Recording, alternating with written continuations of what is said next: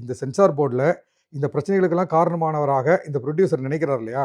அந்த ஆஃபீஸர பத்தி ஒண்ணு சொல்றாங்க. எந்த அளவு நல்ல ஆஃபீஸர்ன்னு.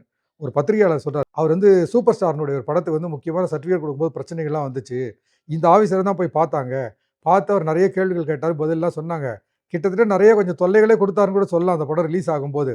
ஆனால் அவர் ஜெனுயினான தொல்லைகள் தான் குடுத்தாரு. ஜெனுயினான கேள்விகள் தான் கேட்டாருன்னோனே இவங்களும் பதில் சொல்லிட்டு வெளியில வந்துட்டாங்க. அப்ப படையப்பா படத்தினுடைய புரொடியூசராக சொல்லப்பட்ட ஒருத்தருக்கு இதே சென்சார் ஆஃபீசர் ஃபோன் பண்ணிட்டாரு. நான் அப்ப பக்கத்துல தான் இருக்கேன். வேற ஏதோ பேட்டி எடுத்துக்கிட்டு இருக்கேன். அப்ப இந்த ஆஃபீசர் என்ன கேட்குறாருன்னா, ஐயா எங்க தெரிஞ்சவங்க சொந்தக்காரங்க இந்த படத்த வந்து பார்க்கணும்னு ஆசைப்படுறாங்க. ரிலீஸ் ஆயிடுச்சு.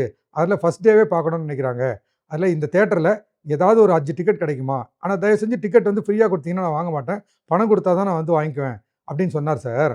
அப்படிப்பட்ட ஆள் அவரு. இந்த படமே என்னுடைய தயவுல தான் ரிலீஸ் ஆயிருக்குன்னு புரொடியூசர் நினைச்சுக்கிட்டு இருக்கும்போது, வேண்டாம் நான் காசு குடுத்தா டிக்கெட் வாங்குவேன்னு சொல்ற அளவுக்கான ஆஃபீசர். அவர் எதுக்குங்க ஜனநாயகன் படத்த போய் இந்த மாரி தொல்ல குடுக்க போறாரு? இவங்கலாம் நீ ஜெர்க்ல வந்து டென்ஷன் ஆயிட்டு இப்படி பண்ணாக்கா, அது போய் சிக்கல்ல தான் முடியும். அப்படின்றத சொல்றாரு.